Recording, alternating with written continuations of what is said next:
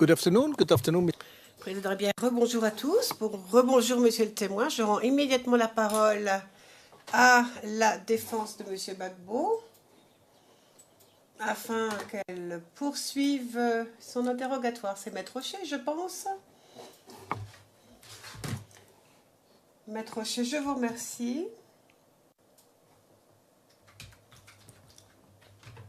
Madame, Messieurs le juge.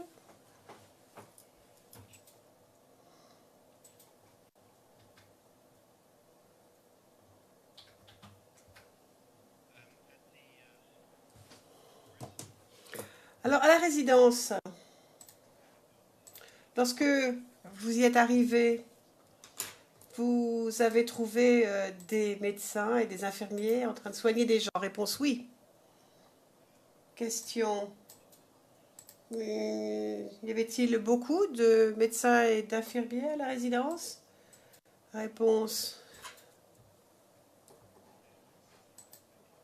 Eh bien, il n'y a pas beaucoup d'infirmiers, mais il y avait des médecins militaires, il y en avait. Donc, de toute façon, dès que quelqu'un était touché, il pouvait être soigné par ces personnes-là. Il y en avait beaucoup de médecins militaires sur place. Question, et en dehors de la résidence, était-il facile de se faire soigner? Réponse.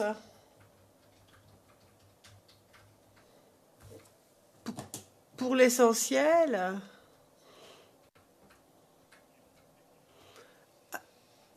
à la résidence, bon, si les gens avaient des problèmes, ils utilisaient le dispensaire qui existait. Mais il y avait des gens qui étaient soignés. La seule façon de se faire soigner, c'était dans la résidence, là où il y avait les médecins, qui n'habitaient pourtant pas dans la résidence. Question. Et pour ce qui est d'Abidjan, en général, pendant cette période, est-ce qu'il était facile de se faire soigner, de trouver un médecin? Réponse. Bah, il y avait des cliniques importantes, j'ai oublié les noms de celles-ci d'ailleurs.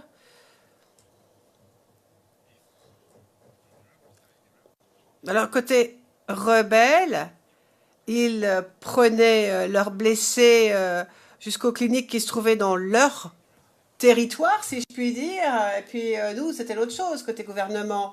Mais de toute façon, si quelqu'un était touché par balle autour de la résidence, c'est à la résidence qu'on allait se faire soigner.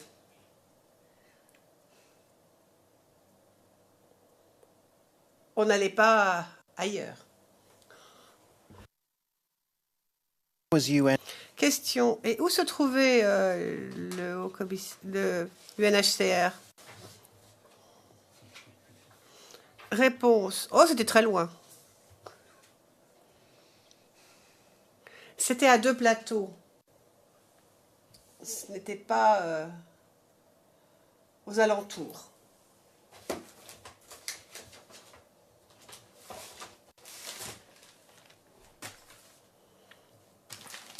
Question. Alors, les réfugiés qui auparavant se trouvaient à Guiglo, qui sont allés jusqu'à Abidjan, où est-ce qu'ils logeaient à Abidjan à ce moment-là? Et je parle bien sûr des réfugiés libériens. Réponse. Les réfugiés libériens étaient... Enfin, la plupart des gens qui sont venus pour le programme des réfugiés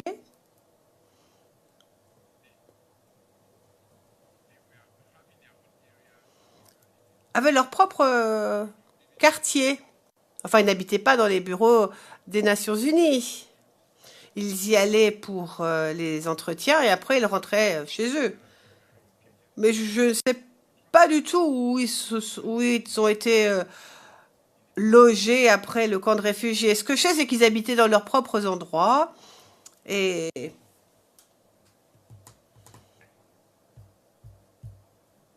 pour ce qui est des gens qui venaient de Guiglo, eh ben c'est la même chose pour eux.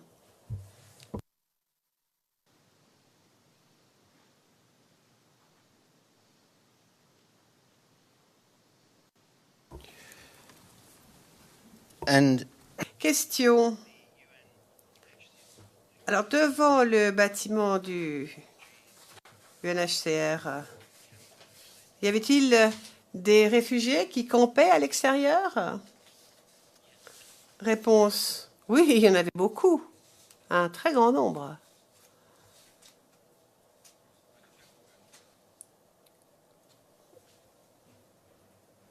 Parce que lorsqu'on était armé, on est allé aux deux plateaux et puis on a vu qu'aux alentours du UNHCR, c'était plein de réfugiés. Il y avait une véritable foule de réfugiés. Question, y avait-il parmi eux des crânes ivoiriens? Réponse, oui. Bah, tout le monde cherchait à se mettre à l'abri, tout le monde cherchait un coin tranquille.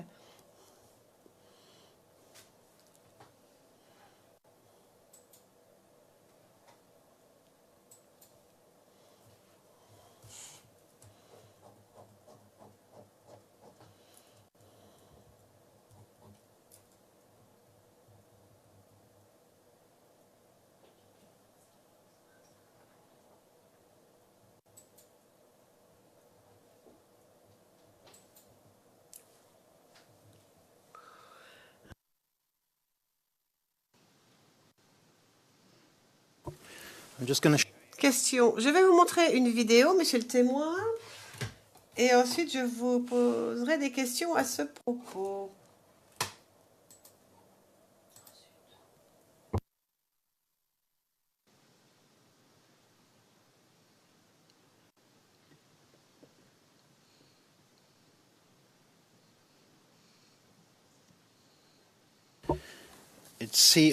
Il s'agit de CIV D15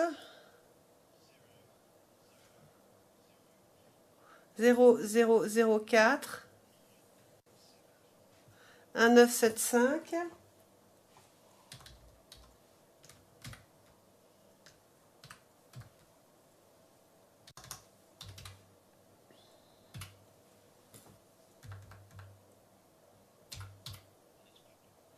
Il s'agit d'un document public.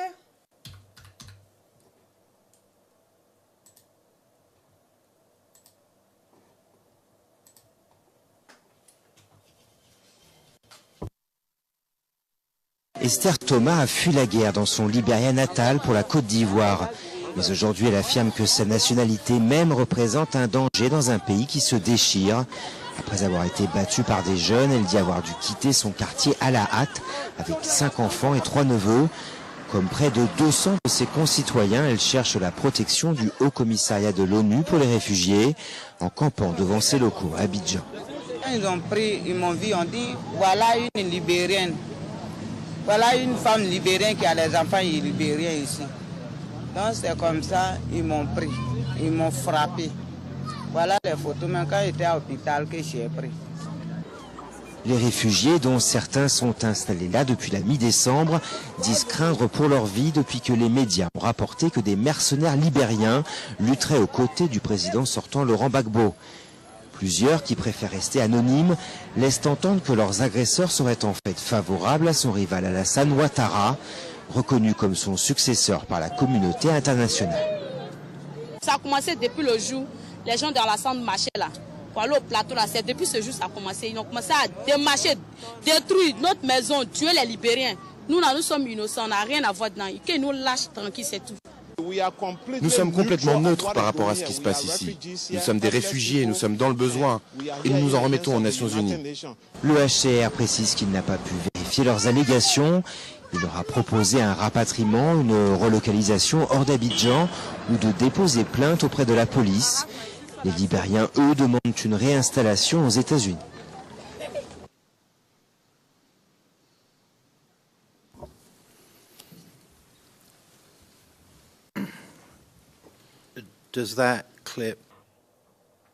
Est-ce que cet extrait vidéo reflète ce dont vous vous souvenez à propos des réfugiés libériens crânes au cours de cette période? Réponse oui. Oui, c'est vrai.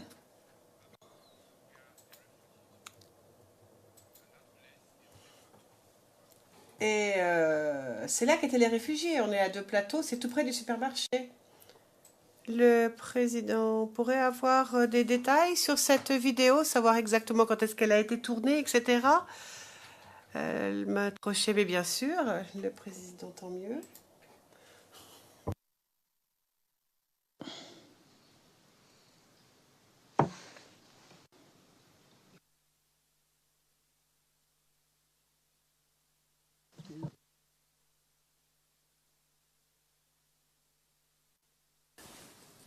This was Question. Il s'agit d'un documentaire de l'AFP qui a été téléchargé sur YouTube le 4 janvier 2011. Le président est bien parfait, merci. Maître Rocher.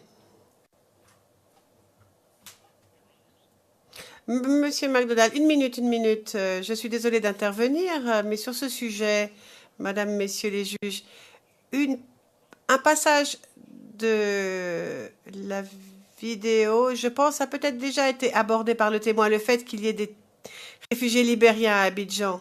Donc tout ce qui est sur la vidéo à ce propos ne fait bien sûr pas l'objet d'une contestation. Mais l'opinion des gens, telle qu'elle a émise sur cette vidéo à propos de leur loyauté éventuelle, il s'agit d'une opinion et je ne pense pas que ça puisse être versé au dossier. Absolument pas, on ne peut pas en demander le versement. Vous êtes ici pour juger des faits. Et ces gens qui parlent dans cette vidéo ne peuvent pas faire l'objet d'un contre-interrogatoire. Or, ici, nous avons une personne qui, lui, fait l'objet d'un contre-interrogatoire parce qu'il est à la barre. Donc, l'accusation soulève une objection sur ce passage-là, le passage où des opinions sont émises par des réfugiés libériens quant à qui est leur ennemi. Le président, mais enfin écoutez, sachez qu'on sait parfaitement ce qu'on doit faire d'opinion en tant que juge. Monsieur McDonald, oui, mais je voulais bien m'en assurer que ce soit consigné au compte-rendu. Le président, enfin faites-nous confiance, nous savons ce que nous faisons. Maître Rocher. Alors, pourriez-vous nous dire quelles sont vos observations sur le nombre de réfugiés qui se sont retrouvés finalement devant ce bâtiment des Nations Unies? Réponse oui. Bon, je ne vais pas vous donner un chiffre en tant que tel, ils étaient nombreux. Mais l'endroit où la vidéo a été tournée, ce n'est pas le seul endroit où ils se trouvaient, ces réfugiés. Depuis le bureau des Nations Unies, donc pour les réfugiés, jusqu'à l'intérieur, il y avait des gens partout. Donc là, la vidéo n'a pas capturé le seul endroit où ces réfugiés s'étaient rassemblés. Question. Alors ça allait jusqu'où? Vous dites que cette foule de réfugiés s'étendait jusqu'à où exactement? Réponse. Eh bien, il y a les bureaux du UNHCR, ça va jusqu'à la Grande Route. Là, il n'y avait pas grand monde. Mais quand vous rentrez à l'intérieur, pas vraiment à côté du bâtiment du UNHCR, mais en allant sur la route, en fait, qui va en ville, devant les maisons des gens, il y avait des réfugiés partout. Bon, la vidéo a été tournée à un endroit qui va vers la ville. Et il y avait des gens partout. Il n'y avait pas que des Libériens. Il y avait aussi des crânes ivoiriens, pas que des crânes libériens.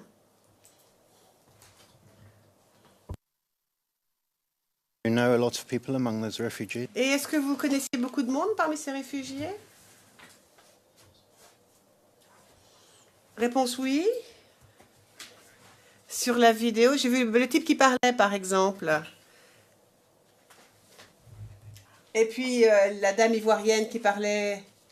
Et puis aussi la dame qui était à l'arrière.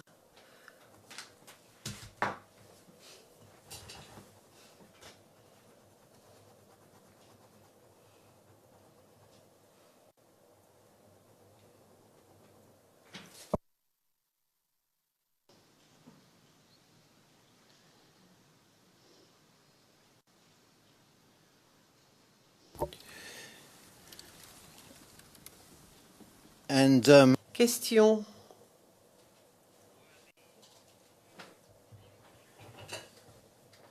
Ces réfugiés crânes,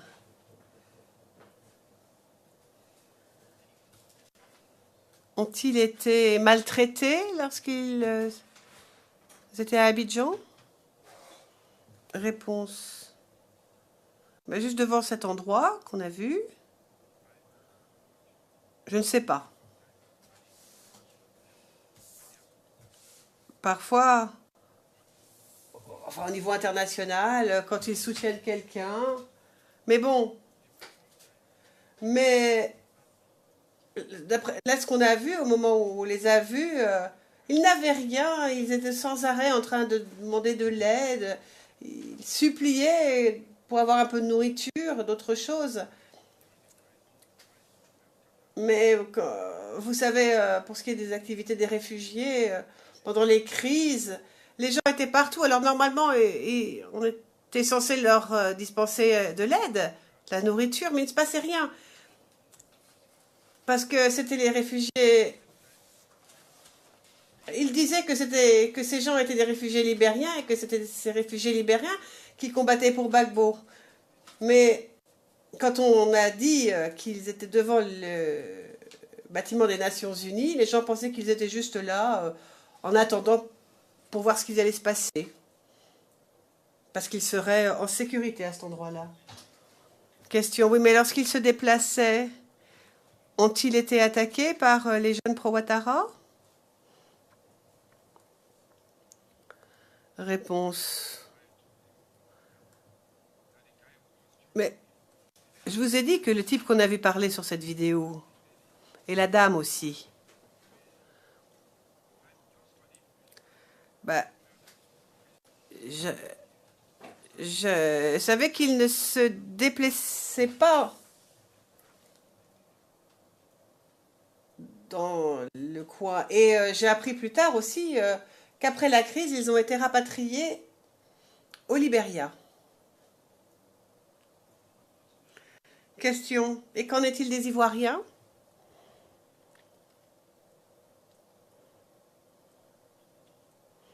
Réponse.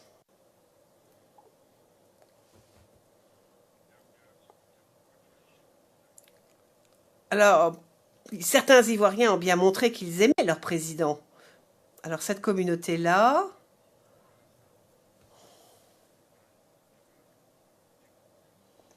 surtout ceux qui faisaient partie du camp d'Alassane et les autres, pouvaient aller dans le camp de réfugiés pour prodiguer de l'aide.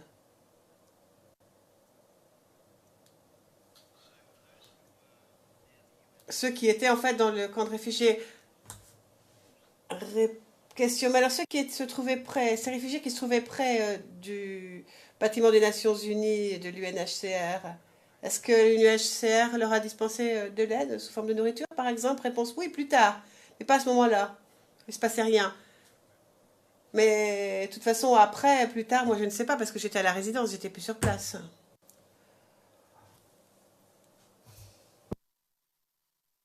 all of these Kran people who Question. Donc, tous ces crânes qui se trouvaient à Abidjan, la plus grande difficulté, la priorité, c'était d'essayer de trouver à se nourrir, c'est ça, pendant quelques mois, suite à la crise. Réponse. Bien, écoutez, lorsque la violence a éclaté, lorsque on nous a dit que Gbagbo n'était plus président et que c'était Alassane Ouattara, le nouveau président,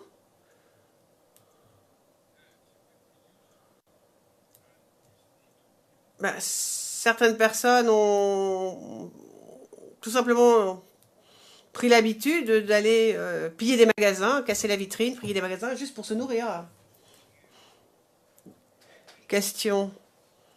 Mais vous-même, avant d'arriver à la résidence, est-ce que vous avez eu du mal à vous nourrir à ce moment-là, à trouver de quoi vous nourrir? Réponse.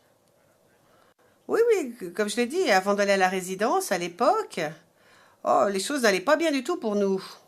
On ne travaillait pas. Donc la vie était difficile, c'était même difficile de se nourrir. On ne savait même pas où aller pour acheter de la nourriture, tout était fermé. Ça m'est même arrivé à un point où le riz qui coûtait 20 CFA a coûté 2000 francs CFA. Enfin, les choses sont devenues de plus en plus chères.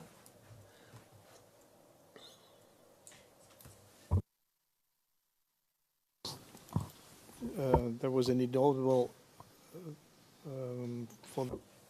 Le président, on n'a pas bien compris combien coûtait le riz avant de coûter 2000 euros, 2000 francs CFA sur Point Interprète. Le témoin, mais avant, un kilo de riz, quand les choses étaient normales, un kilo de riz, ça coûtait quoi? 20 francs CFA.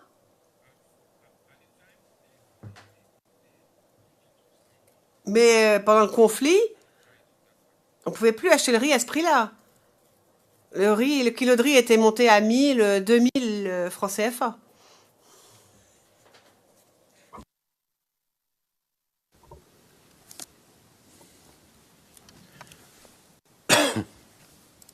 So during that post-electoral period, Question donc, pendant la période post-électorale, en fait, vous étiez en mode survie. Réponse oui, oui, oui.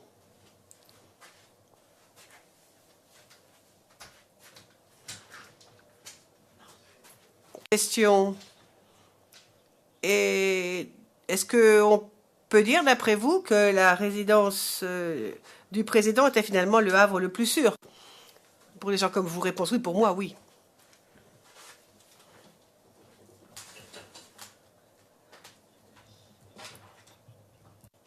Question, et ça s'appliquait à d'autres personnes aussi.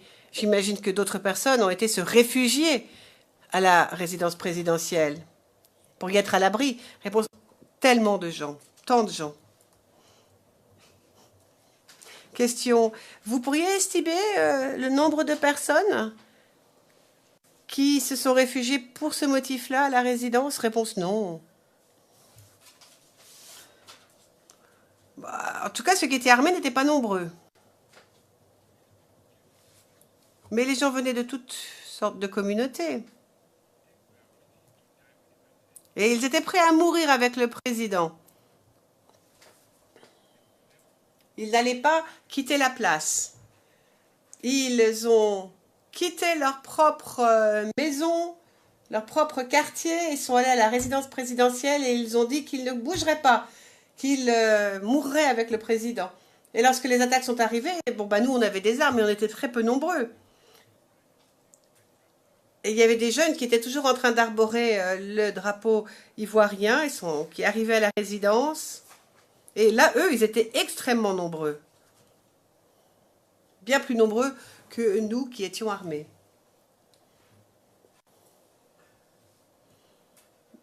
Question.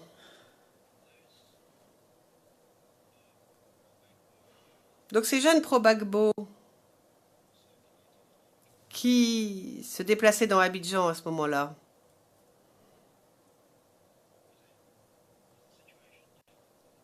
est-ce qu'eux aussi, leur vie était difficile?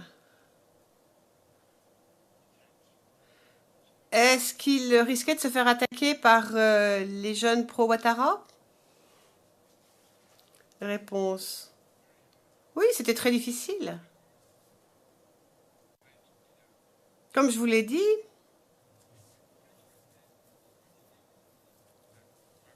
quand le président français a fait son discours pour dire que Gbagbo n'était plus au pouvoir et que Gbagbo n'avait plus rien à dire dans le pays, il a dit Gbagbo n'est plus président. Et la seule personne qui était président, c'était Alassane Ouattara. Alors, depuis ce discours du président français, la plupart des membres de l'armée qui, au départ, étaient avec le président ont décidé de se retirer. Et c'est pour ça que le président ne s'est plus senti protégé. Alors sachez que s'il est encore en vie aujourd'hui, c'est grâce à Dieu. C'est Dieu qui l'a protégé. Parce que nous, on n'avait pas les effectifs pour le protéger. Bon, c'est vrai qu'on était très courageux. Mais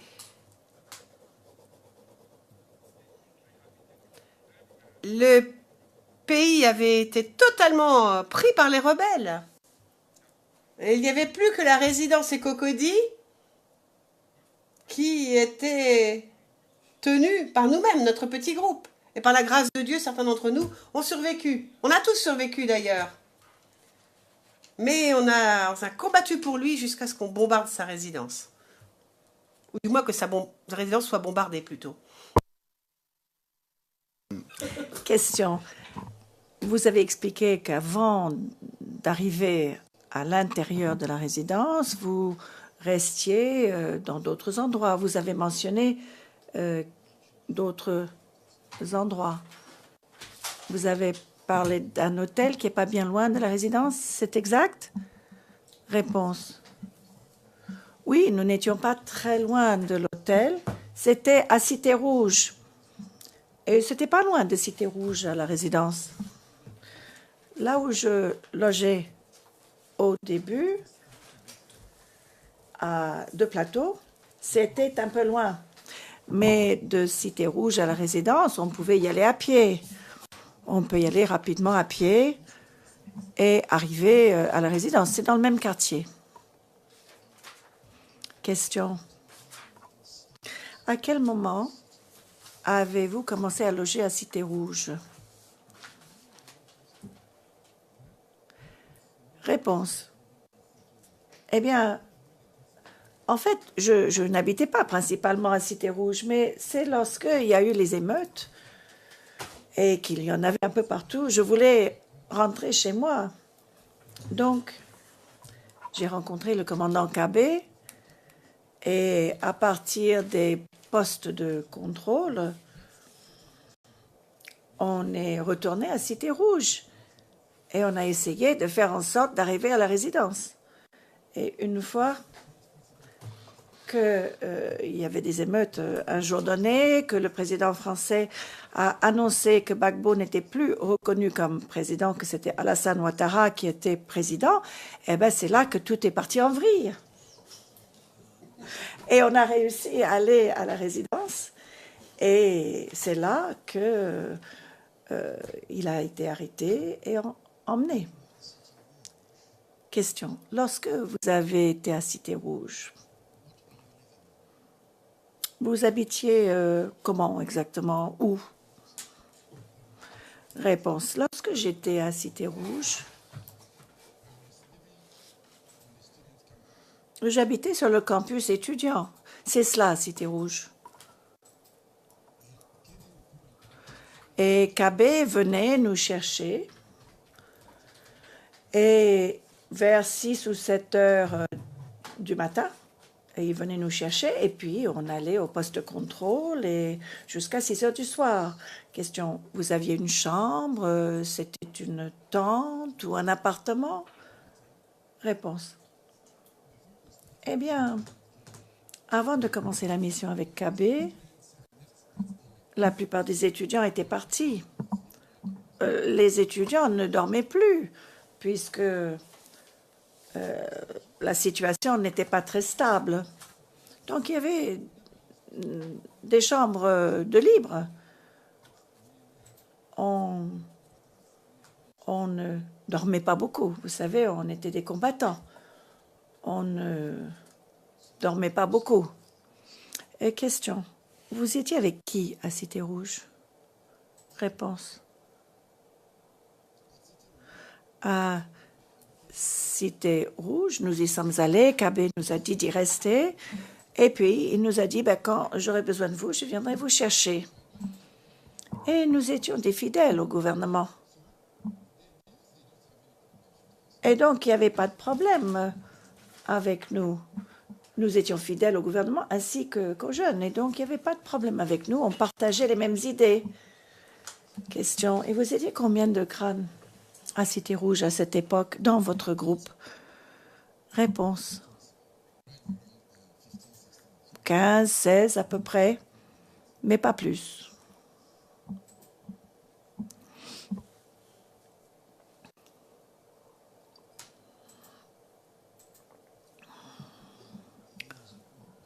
Question. En tant que groupe, est-ce que vous avez cherché du travail pendant que vous vous trouviez là-bas? Est-ce que vous avez cherché du travail pour gagner un peu d'argent? Réponse. Non.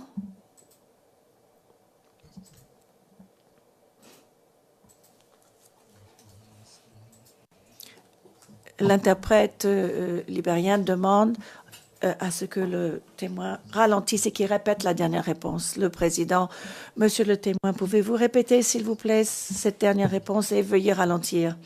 Le témoin. J'ai dit la chose suivante. À l'époque où on nous a demandé de venir, quand je suis allée à aller voir Hubert Oulaï, je suis retournée à Cité Rouge. Et Kabé pouvait venir à tout moment nous chercher, car il savait qu'on était fidèle au président. On ne cherchait pas du travail, on ne cherchait pas à partir ailleurs ou à trouver le moyen de partir ailleurs. Question. Auparavant, vous vendiez des choses.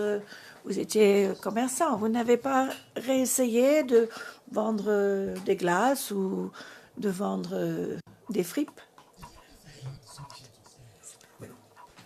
Réponse. Mais enfin, en admettant que je veuille le faire, qui serait là pour acheter? Il n'y avait pas de clients. Les gens couraient dans tous les sens pour se sauver, pour se sauver la vie, pour se sauver la vie.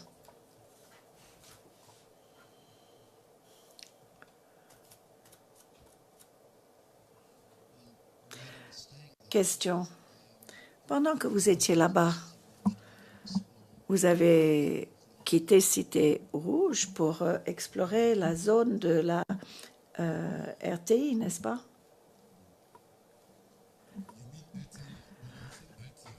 Réponse. Pardon, j'ai entendu RTR. Vous voulez parler de la RTI, n'est-ce pas? Question. Oui, RTI. Réponse. Oui, à cette époque, à la fin des émeutes, enfin, quand ça s'est calmé, on s'est promené car la télévision était très proche de nous. Et parfois, on pouvait même rester à la maison et voir la télévision. Donc, rien n'était caché.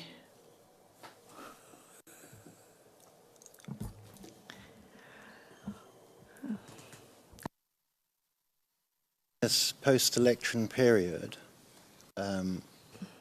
Question. Pendant la période post-électorale, lorsque vous étiez à Cité Rouge ou lorsque vous étiez à la résidence, est-ce que vous avez entendu Alassane parler à la radio? Réponse. Oui, c'est pourquoi je vous disais que le pire, le plus grave de la situation, c'est que la communauté internationale n'est pas bonne lorsqu'elle décide de soutenir quelqu'un et ils font tout leur possible. Vous n'aviez qu'à demander à quiconque, même un enfant, ou si vous posiez la question militaire, on vous aurait dit que tout était bloqué du côté de Gbagbo et seulement Alassane ne parlait à la radio. Puisque le MTN, en fait, tout était intercepté, n'est-ce pas? Tout ce qui venait du côté Gbagbo était bloqué, intercepté. Les gens qui bougeaient, qui voyageaient, qui appelaient à la radio, tout était intercepté par les forces étrangères, les forces françaises. Question. Le président, Maître Shea, j'ai cru que vous vouliez parler, Monsieur le Président. Lorsque vous dites que les communications du côté Gbagbo étaient interceptées, est-ce que vous voulez dire écouter seulement ou bloquer complètement? Réponse. Je dis cela. Bon, écoutez, je ne suis pas très instruit. Mais ce qui s'est passé, c'est qu'il a été complètement bloqué. Tout ce qu'il disait de bon, eh bien, personne ne pouvait l'entendre. Seul Alassane était diffusé. Seules les paroles d'Alassane étaient diffusées. Personne ne savait d'ailleurs qu'il se trouvait à la résidence. C'est seulement lorsque son frère est venu et nous l'a dit et nous a remerciés, c'est à ce moment-là que j'ai su qu'il était là-bas, à l'intérieur. Question. Donc, il n'avait pas le moyen de parler au peuple à ce moment-là, c'est cela? Réponse. Toutes les radios étaient occupées par les messages diffusés par Alassane.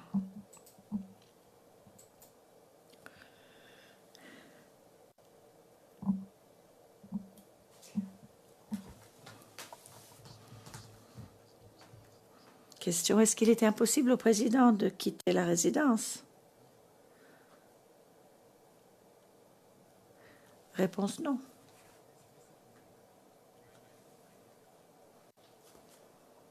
Car, au fond, d'après moi, à un moment donné, je me suis dit, pourquoi ne pas se cacher quelque part avec le président? Mais quand Conan Badi a été tué par un tireur embusqué, on ne s'attendait pas, on n'attendait pas à ce que quelqu'un vienne à la résidence. Il s'agissait du colonel Babi qui a été tué. On s'est rendu compte que si on sortait de la résidence, on risquait d'être tué. Donc, on n'était pas en sécurité. Et si quelqu'un venait et le demandait,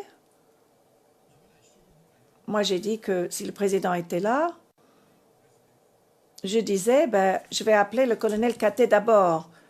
Et lorsque je lui ai montré les mains, en fait, il a reçu quatre balles dans la poitrine et puis il est tombé. Personne ne pouvait deviner qu'il s'agissait d'un tireur embusqué. Question. Combien de temps est-ce que ce blocage des communications a duré avant que le président Gbagbo ne soit enlevé de là? Par exemple, est-ce que vous étiez encore à Cité Rouge à ce moment-là?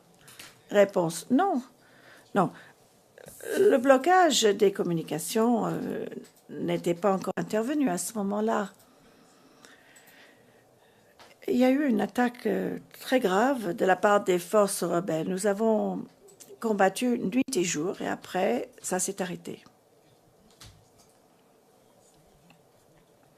Et on a cru que Solo Junior allait venir faire une déclaration à la RTI. Alors, on a décidé de venir ensemble. Il y avait un certain nombre de personnes, il y avait un véhicule de l'ONU, il y avait des jeeps, ils sont venus pour une réunion. Et lorsque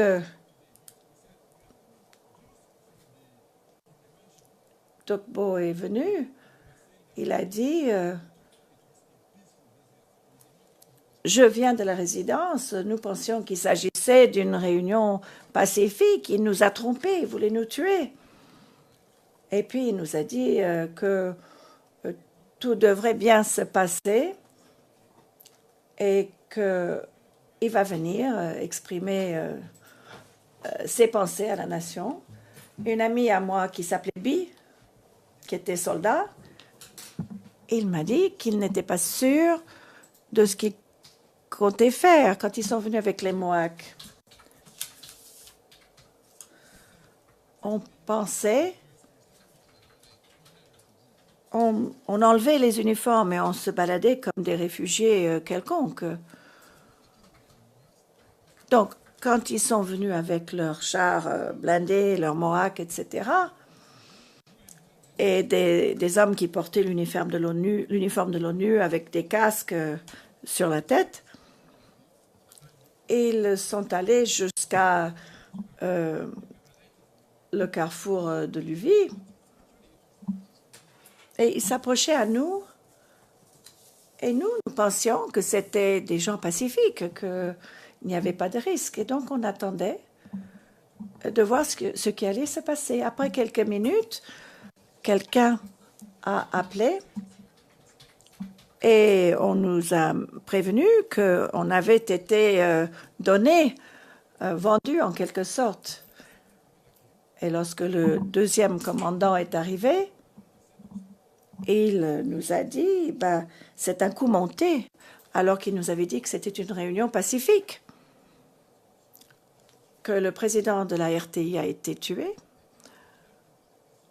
a reçu une balle, et j'ai vu qu'ils portaient tous des uniformes de l'ONU. Mais lorsque nous sommes arrivés à la RTI ce matin-là, ils ont commencé à tirer. Et vous savez, quand on tire, quand ils ont tiré, nous nous sommes enfuis.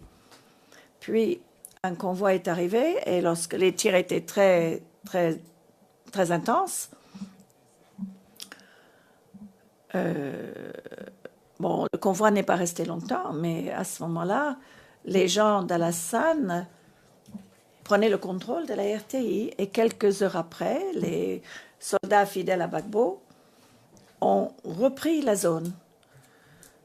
Et ce qui s'est passé ce jour-là, il y avait l'ONU, les rebelles et de notre côté aussi, chacun a utilisé les armes les plus lourdes qu'il possédait. Personne ne circulait sans mitraillettes lourdes, à part les Mohawks de l'ONU.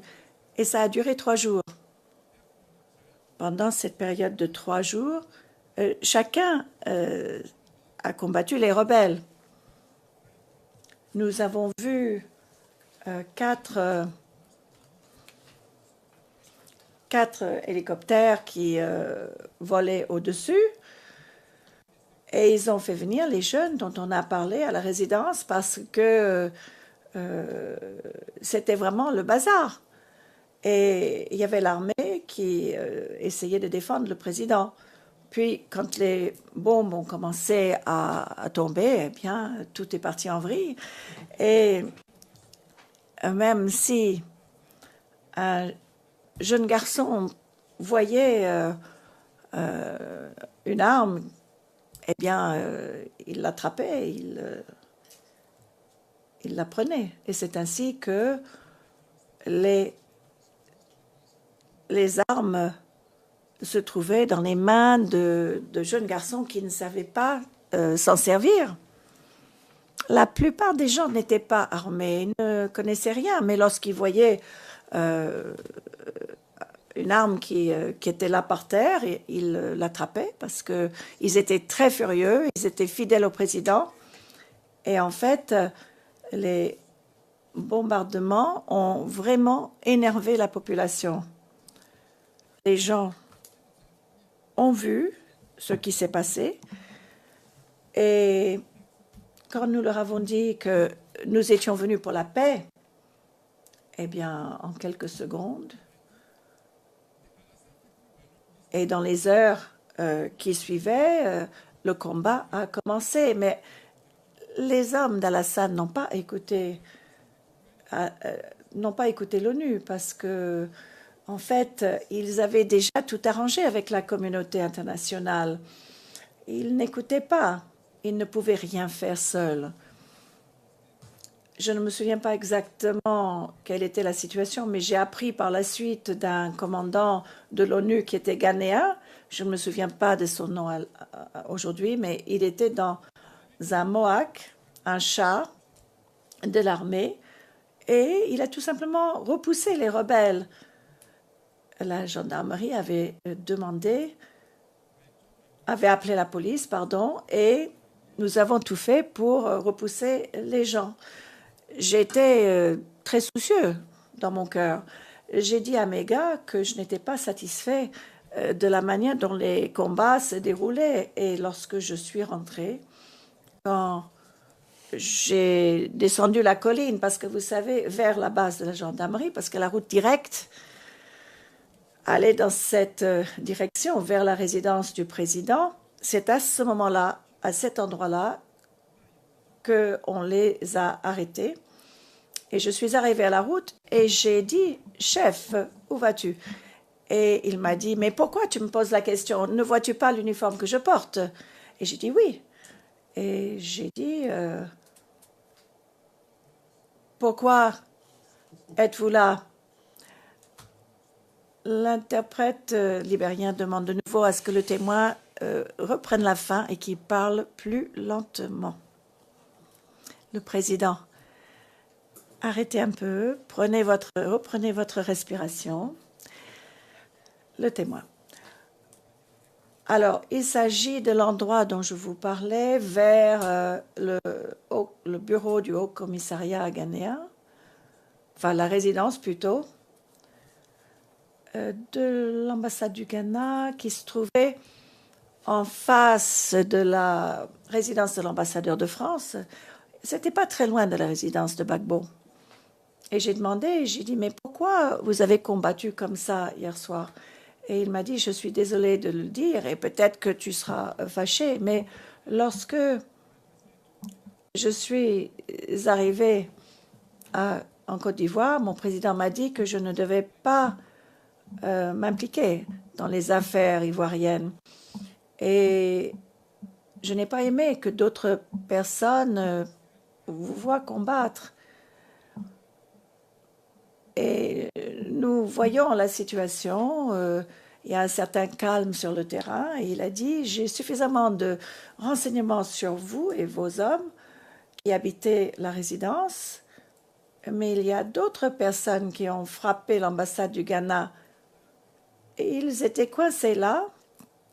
Alors je voulais les faire partir, les faire sortir, et je leur ai dit que s'ils arrivaient à cet endroit-là, que ce n'était pas très loin de la résidence du président. Donc, si tu veux, tu me dis que l'interprète intervient de nouveau. Veuillez demander au témoin de ralentir. Le président, écoutez, je vous ai arrêté parce que vous devez absolument ralentir, sinon les interprètes ne suivent pas. Le témoin. Il disait, je vais à tel endroit. Et je lui dis, non, tu ne peux pas y aller. Et puis, il m'a appelé. Mes gars voulaient m'entourer et aller avec moi. Et là, il a arrêté de parler français. Il a commencé à parler anglais. Il m'a dit, viens. Alors, je lui ai demandé s'il me connaît. Il m'a dit, oui, je te connais. Viens, s'il te plaît. Jusqu'à maintenant, tu as très bien fait parce que jusqu'à maintenant, le président n'a pas été capturé, mais d'autres forces vont arriver à la résidence et à partir de la résidence, ils vont aller de Treichville à Akwedo et d'Akwedo à la RTI et de la RTI, ils iront à la résidence du président. Et j'ai essayé de comprendre pourquoi il m'expliquait tout cela. En fait, c'est parce qu'il était ghanéen. Et il m'a dit que quelqu'un qui était très proche de lui était le meilleur ami de Gbagbo et qu'il ne voulait pas que qui que ce soit puisse venir capturer Gbagbo. Et donc, il avait des sentiments pour le président, de l'amitié pour le président. Et il m'a dit, à partir de demain, vers 2 heures, 14 heures à 16 heures de l'après-midi, il faut essayer de quitter les lieux. Et j'ai dit, mais comment? Qu'est-ce qui va se passer? Et il a dit, il va y avoir des forces diverses qui vont arriver à la résidence. Et je lui ai répondu que si c'était le cas, il n'allait pas réussir. Et il m'a dit qu'il me conseillait de partir le lendemain parce qu'il allait y avoir des forces terrestres ainsi que des forces aériennes également. C'est bien que lorsqu'il est revenu, il est monté dans le char Mohawk et j'ai dit, est-ce que je peux inspecter le MOAC? Il m'a dit que non, parce qu'il pensait que si je l'oblige à inspecter le MOAC, il se sentira mal, parce que je pensais que ces gens étaient venus protéger l'ambassade du Ghana jusqu'au moment où ils allaient capturer le président le lendemain. Donc, je lui ai posé un certain nombre de questions, puis je suis montée dans le MOAC et j'ai baissé la tête et j'ai vu à l'intérieur qu'ils avaient une tenue militaire marron à l'africaine. Et à partir de là, je lui ai fait confiance. J'ai fait confiance à ce qu'il me disait. Et à ce moment-là, on avait repoussé les rebelles loin de Cocody.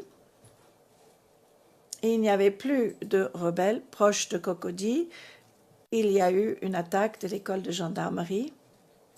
Et pendant cette attaque, j'ai dit aux gens qu'il y en a qui veulent se servir de nous pour venir s'attaquer à la résidence.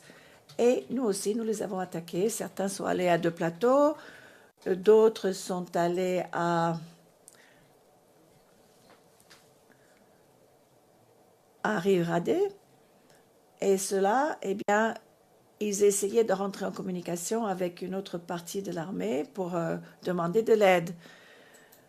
Alors, on a vu 4 hélicoptères à ce moment-là dans le ciel.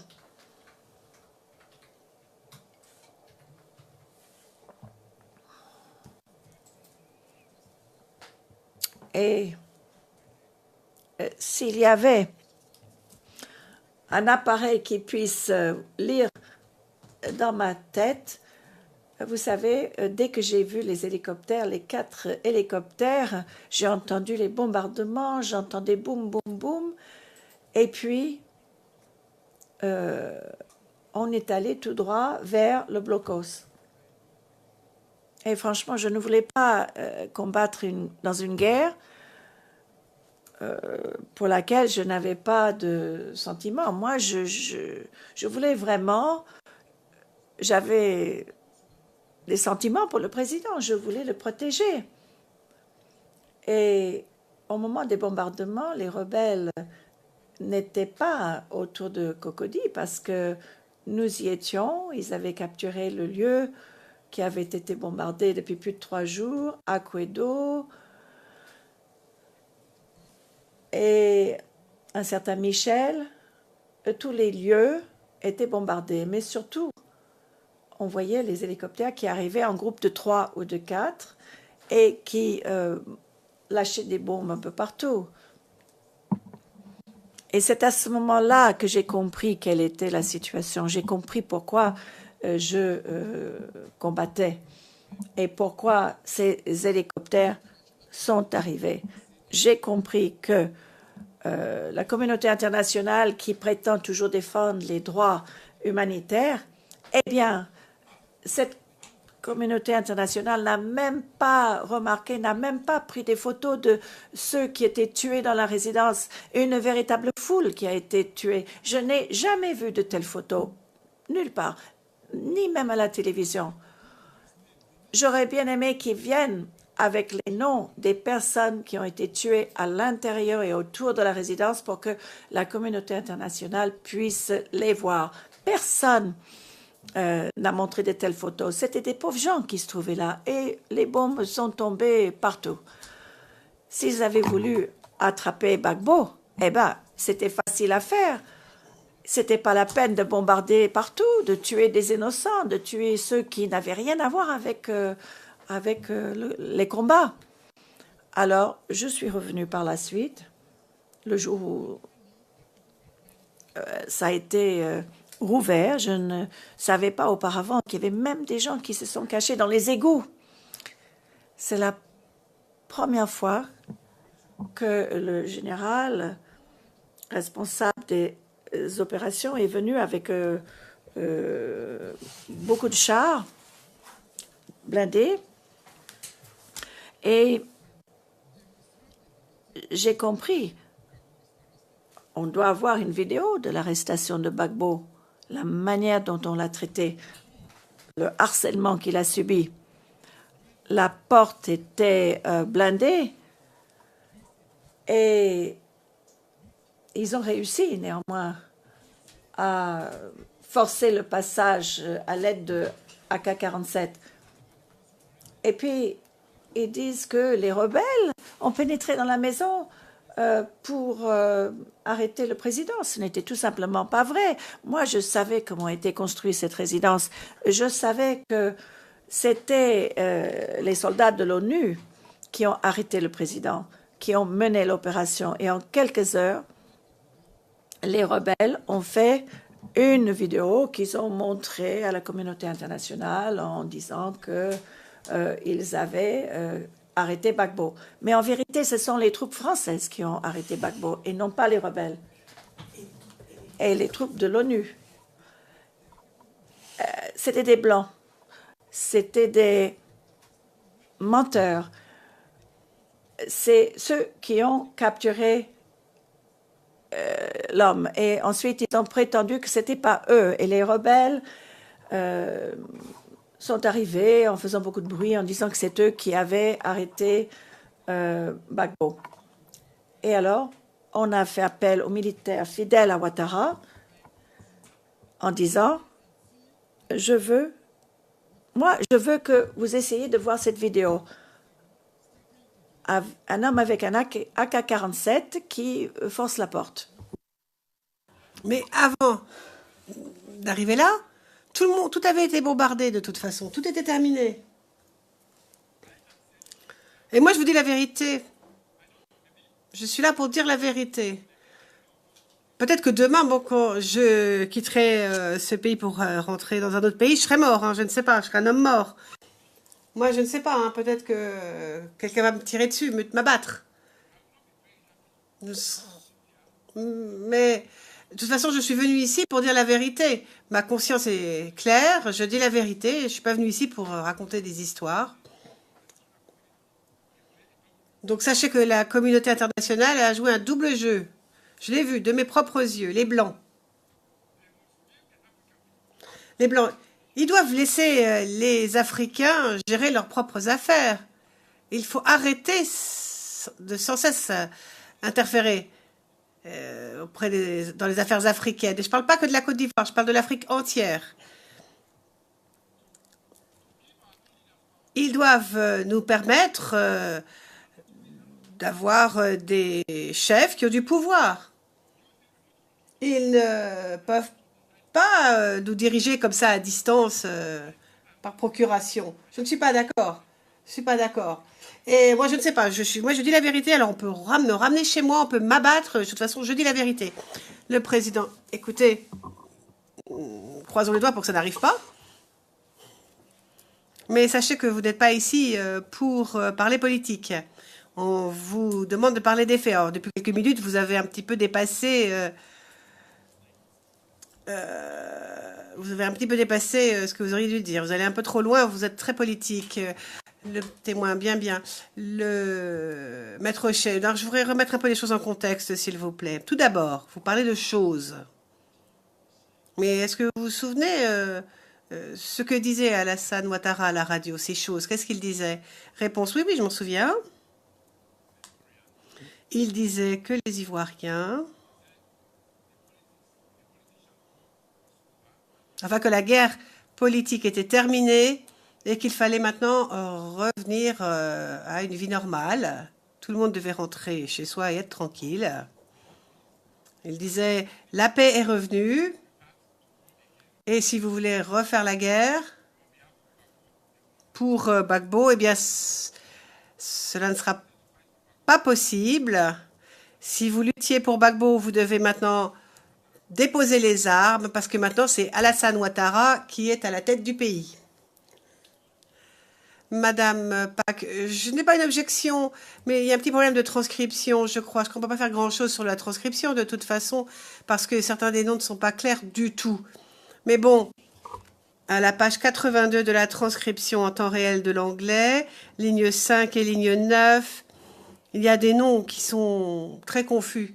Enfin, je sais que plus tard, ils seront corrigés, mais enfin, c'est juste pour faire remarquer qu'il y a des noms qui n'ont pas été correctement orthographiés. Et qui sont totalement illisibles, pas du fait du témoin, bien sûr, mais du fait de la transcription.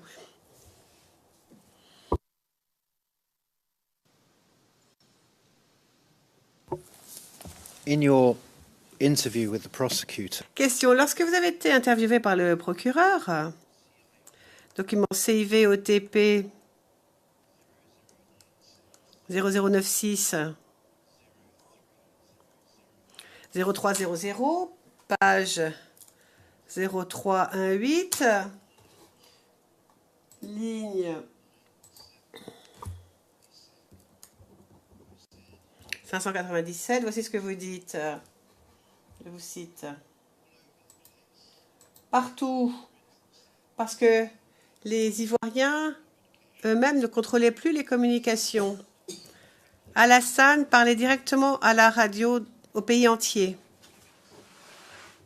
Il faisait des discours sur la radio militaire, sur lequel il fallait déposer les armes, qu'il avait gagné l'élection. Peu importe comment ils se sentent, j'ai gagné l'élection. Donc, si quelqu'un essaie de forcer les choses, il sera tué. Est-ce qu'il l'a vraiment dit? Est-ce qu'il a dit ça à la radio? Réponse oui, oui.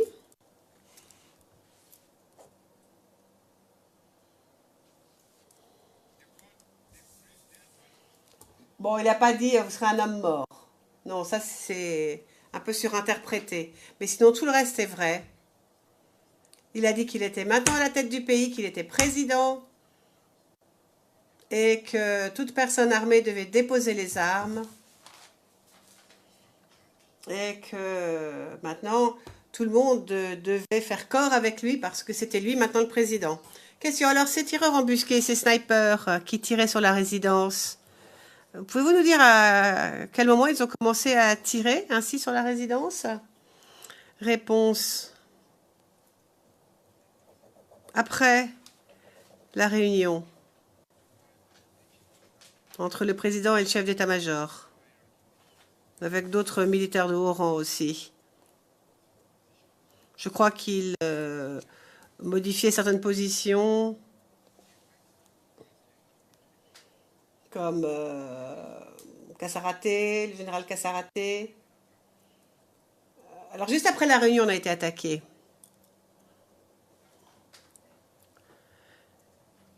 Et la seule personne à qui on pouvait parler, c'était Kassaraté, parce que nous comprenait les soldats. Il comprenait un peu les soldats qui étaient à la porte. Il leur a parlé pour dire qu'il fallait qu'on aille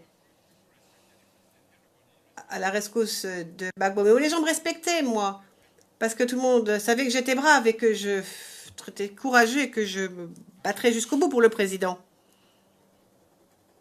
Et alors, les traîtres, les Djomagou, eux, ils sont allés à l'ambassade française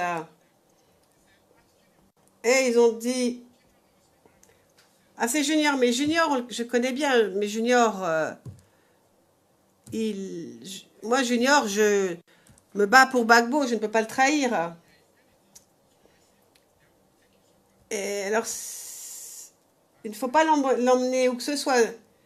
Si quelqu'un fait quelque chose de mal, on va l'emmener quelque part. Je dis, si quelqu'un fait une erreur, je leur ai dit, si quelqu'un fait une erreur, je vais le ligoter, mettre les menottes. Mais il faut comprendre quand même que cet homme-là, c'était le chef de l'armée, le chef de la gendarmerie. Et lorsque... Donc, ils m'ont dit, est-ce que vous voulez rejoindre notre convoi pour aller à la gendarmerie à tous les pleux? J'ai dit non, non, non, je ne peux pas quitter la résidence du président. Mais ce que j'ai fait, c'est que j'ai pris un pick-up, j'ai avec mes gars, et on est allé jusqu'à un endroit appelé Agban, et ensuite, je suis retournée à la résidence. Alors, lorsque je suis revenue après la résidence, le lendemain, sans prendre l'interprète, bon, c'était juste le jour après que le porte-parole des militaires a été tué, un colonel, je ne me souviens plus de son nom.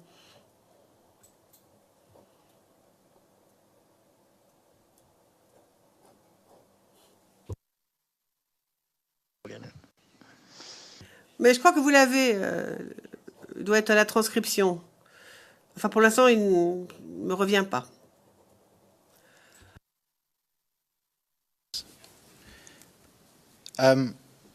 Maître Shea, oui, oui, oui. Alors, dans votre entretien auprès du procureur, CIVOTP 096 0300, à la page 0323, vous dites ce qui suit. Vous dites à partir de là, vers 14 ou 15 heures, ils ont commencé à bombarder la résidence. Donc, vous donnez ensuite le nom d'un enquêteur et vous dites, je peux vous dire que j'y étais, Dieu, par grâce de Dieu. J'étais sur place et des millions de personnes sont mortes lors du bombardement. Le bombardement a duré 3 jours. Il y avait 4 hélicoptères de combat qui s'acharnaient sur un bâtiment. Tous les endroits que j'ai vus, vous ai montrés, on ne les reconnaîtrait plus. Toutes les maisons ont été incendiées parce que lorsqu'ils ont bombardé la seule partie intacte de la résidence du président, eh bien, on a vu qu'ils ont bombardé partout aux alentours aussi. Et toutes les maisons dont je vous ai parlé, la cuisine, ceci, les femmes qui faisaient la cuisine, tout le monde est mort. Est-ce bien ce que vous avez dit à l'enquêteur? Réponse oui, oui, je l'ai dit. Question, et c'était la vérité? Réponse oui. Oui, tout ce que j'ai dit est vrai. J'ai dit qu'il y avait des femmes qui ont été tuées. Et je n'ai plus jamais rencontré la moindre d'entre elles. Parce que ces personnes ont été tuées avec une arme lourde. Je ne sais plus comment elle s'appelle. L'interprète demande à ce que l'on répète le nom de l'arme lourde qui a été utilisée.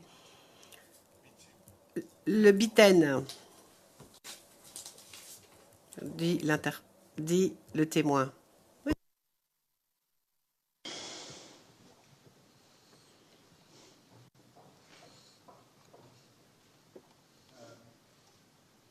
I'd like to bring up an... Question. Bien, j'aimerais montrer maintenant une photo des 15 0003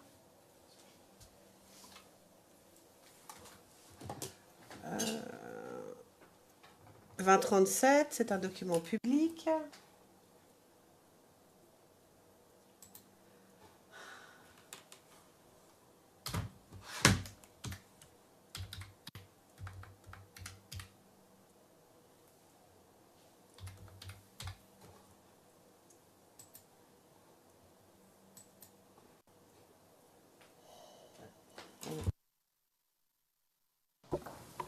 Could the image be zoomed out? Pourrions-nous, s'il vous plaît, zoomer sur cette image? Enfin, agrandir l'image pour qu'on la voit bien. Je vous remercie. Est-ce que vous reconnaissez cet endroit? Réponse oui. Oui, oui, je reconnais cet endroit. J'ai quelque chose à dire d'ailleurs à ce propos. Toutes les voitures qu'on voit incendiées, il y avait une Mercedes-Benz noire à la résidence plus grande. C'était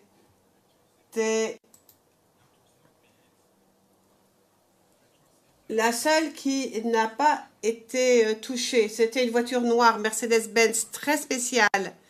Et je crois qu'elle roule encore en Côte d'Ivoire. Moi, je l'ai vue dans le journal.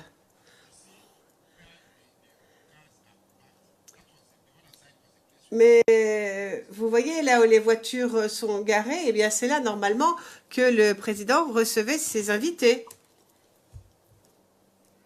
Alors, toutes les munitions qu'on avait pour la résidence étaient stockées dans ce bâtiment. Non, dans l'autre bâtiment, dans cet autre bâtiment. Oui, tous les armes pour défendre la résidence étaient dans l'autre bâtiment. Madame Pack, pourrions-nous avoir, s'il vous plaît, la source de ce document et puis la date aussi à laquelle la photo a été prise?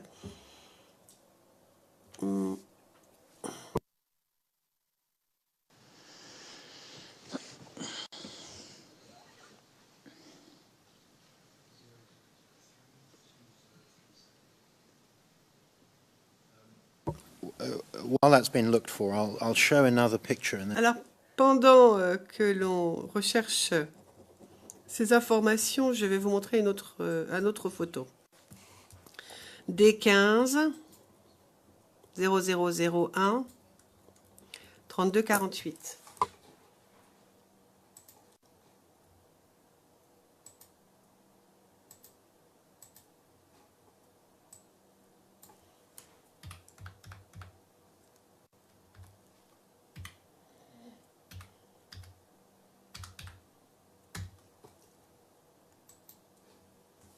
Il s'agit d'un document public.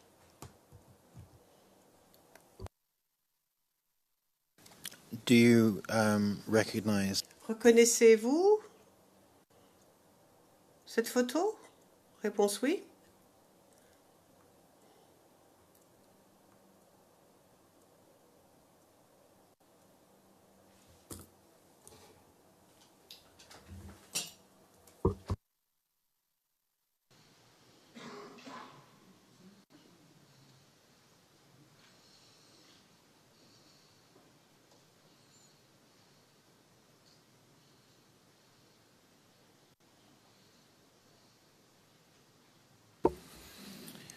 Yes. Maître Shea, bien.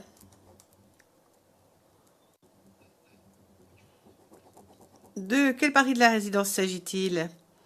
Réponse oui, oui. Quand on rentre dans la résidence, bon, là, on rentre par là où le président reçoit ses invités. Et l'aile du bâtiment que l'on voit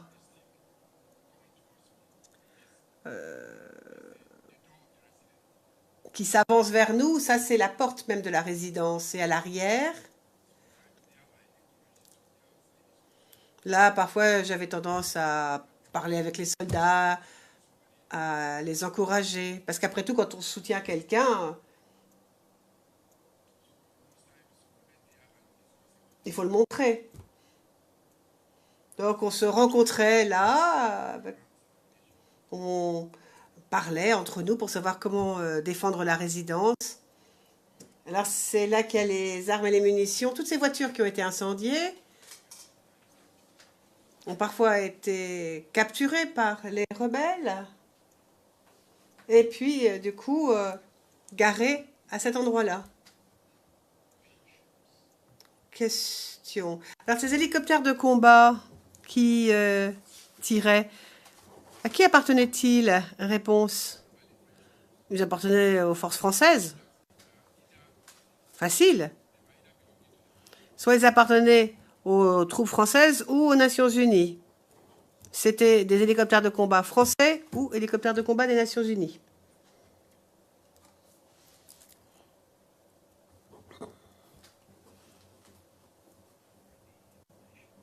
Question.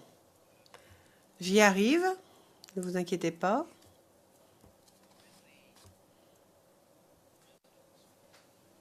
Donc lorsque on a envahi la résidence,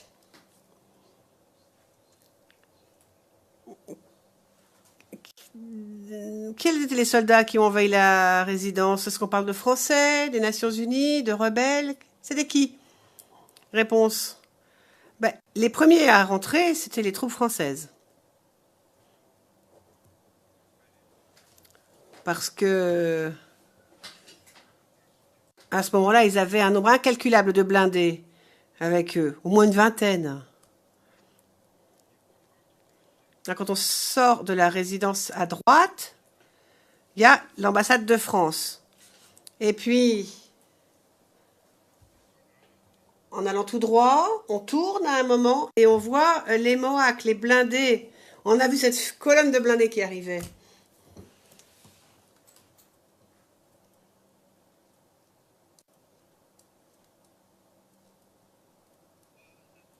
Question.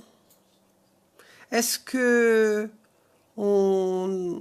les personnes qui ont envahi la résidence ont-ils respecté ce qu'il y avait dans la résidence ou bien est-ce que tous se sont livrés à du pillage?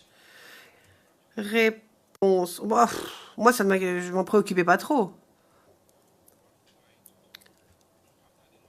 Après le lancement, je me suis dit que le président n'allait pas pouvoir partir. Alors, moi, je voulais le voir et voir comment nous échapper. Les jeunes sont arrivés en nombre. Et on dit, on veut que le président ne quitte pas cet endroit. Et quand j'ai pu enfin le voir, quand il est parti, bah là, je suis fondue en larmes. The promised information. Question, l'information arrive. Donc, c'est une info que je vous ai promis en ce qui concerne cette photographie 324 2037, ça prend l'interprète. Donc, c'est une photo qui a été publiée sur Abidjan.net le 11 avril 2011.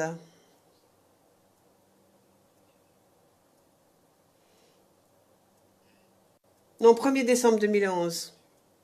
Et pour ce qui est de la photo dont le RN se termine par 3248, là, il s'agit d'une photographie qui date du 11 avril 2011. Alors maintenant,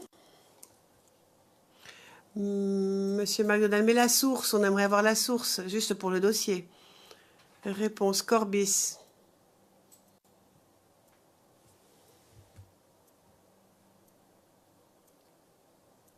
Le Maître Rocher, c'est bien Corbis. Maintenant, j'aimerais montrer une vidéo du Maître Rocher. Je vais vous montrer une vidéo. Donc, CIVD 15 0001 3930.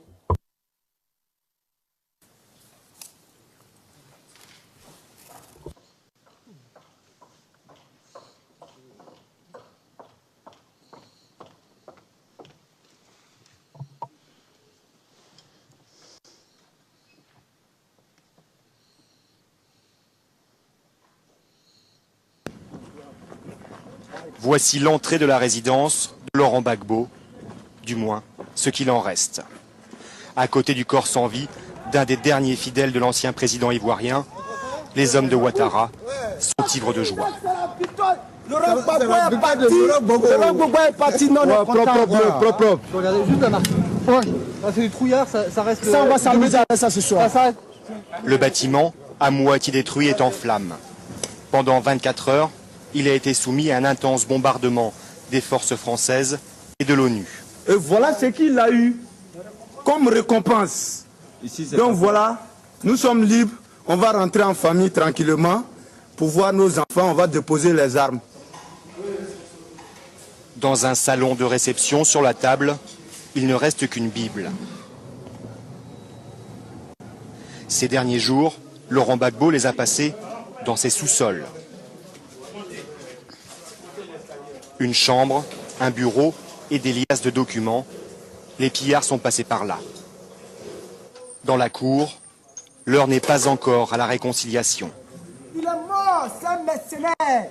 Tu es un mercenaire, tu es mort. On t'a baissé toi. On t'a baissé toi, tu es mort. Même demain, je suis prêt. Tu es mort. Il n'y a rien en face. À l'extérieur de la résidence, les soldats français qui ont participé à l'assaut sont toujours là. Ils ont pris en charge les prisonniers. La compagnie a reçu pour mission de sécuriser les abords immédiats de la résidence présidentielle. Premièrement parce que la résidence de France jouxte la résidence présidentielle. Ensuite pour éviter tout retour des combats au sein de cette résidence qui est un lieu symbolique et éviter une poursuite, une multiplication des pillages. Lors de l'attaque, la force Licorne a ouvert la route et s'est arrêtée aux portes de la résidence présidentielle, laissant l'ultime combat aux soldats ivoiriens.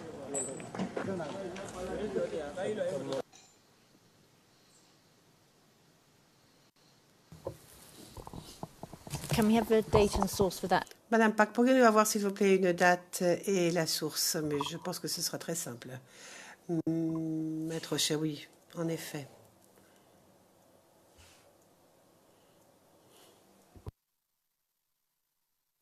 Maître Rochet, est-ce qu'il y a ce rebelle qui est devant le corps de quelqu'un qui dit « il n'y a rien en face ».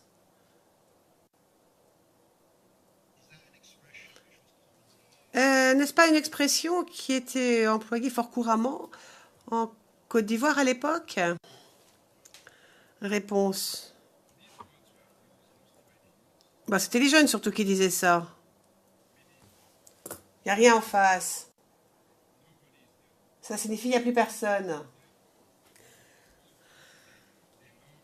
Ça signifie que comme c'était lui qu'ils aimaient, personne n'allait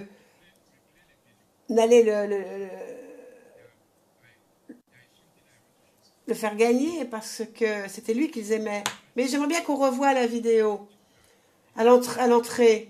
Je voudrais vous montrer quelque chose parce que le meilleur ami de Gbagbo était souvent là et il a été tué par un des hélicoptères de combat.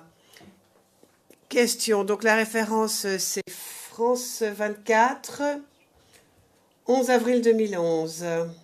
Et j'en aurais terminé pour aujourd'hui. Le président, merci. Eh bien, monsieur le témoin, vous serez ravi de savoir que nous avons terminé pour la journée.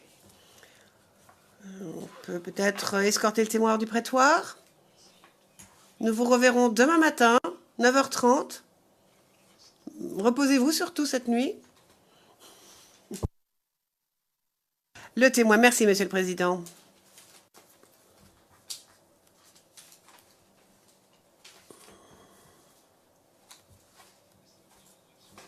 Monsieur McDonald, je vous ai vu debout. Monsieur McDonald, oui, oui. Nous aimerions vous demander quelque chose à huis clos partiel pour le témoin suivant. J'ai informé vos juristes que nous souhaitions vous parler à propos du témoin qui doit venir après celui-ci. Il y a une visite de courtoisie qui doit avoir lieu à 4h30 cet après-midi. Et c'est pour cela. Nous aimerions bien passer à huis clos partiel pour pouvoir parler de cela rapidement. Le président, oui. Mais j'aimerais bien que la défense d'abord me donne une estimation du temps dont elle a encore besoin. Et la question se posera aussi, bien sûr, pour la défense de M. Blé-Goudé. J'aimerais avoir des réponses de leur part, sachant, bien sûr, que nous disposons des services des interprètes libériens encore 2 jours, et pas plus. Nous prendrons au moins 2 sessions de demain, mais nous serons terminés avant la fin de la journée. Je ne peux pas vous assurer si ce sera au début ou à la fin de la 3e session, mais au plus tard à la fin de la 3e session. Nous ne déborderons pas sur la journée d'après.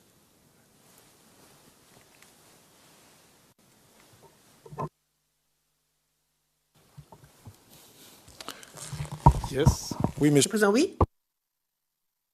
Évidemment, nous réagirons en fonction du compte interrogatoire de l'équipe du président Gbagbo. Donc, mais il va sans dire que, vu l'évolution, même si nous devions intervenir, ce serait pas très long. Voilà. Donc, on sera dans les limites concernant les interprètes en question. That means that... Le président, ce qui signifie qu'en 2 jours, même s'il y a des questions supplémentaires, on pourra en terminer avec ce témoin. C'est juste pour pouvoir s'organiser pour que le greffe ait un peu de vision à long terme. Bien, passons maintenant à huis clos partiel. Alors, bien sûr, nous allons poursuivre le témoignage de 483 demain à 9h30. Et donc, je lèverai la séance après avoir entendu les propos de Monsieur MacDonald à huis clos partiel. Je dis cela au public, c'est tout. Sachez que nous reprendrons demain donc à 9h30.